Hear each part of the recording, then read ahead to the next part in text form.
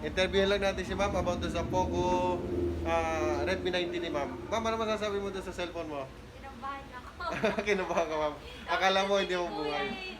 Dito daw maayos. Yan, prank lang namin yun pagka umaalis ang customer tapos kunwari hindi na buhay. Okay, so yun. Ma'am, thank you po sa tiwala ma'am.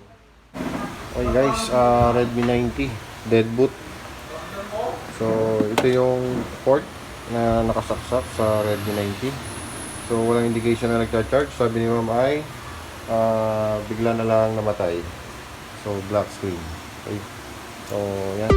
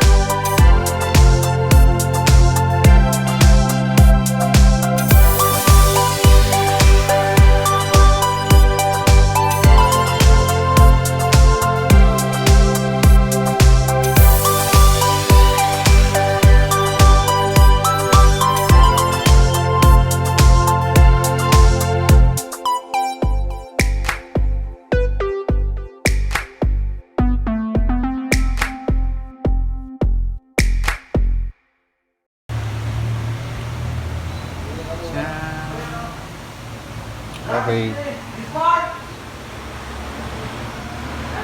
So yan, mapansin nyo kanina, hindi siya nag-indicate mag-charge. Then, ito yung kanyang kable. Okay, yung battery niya ay may karga naman pala, pero hindi nabubuhay.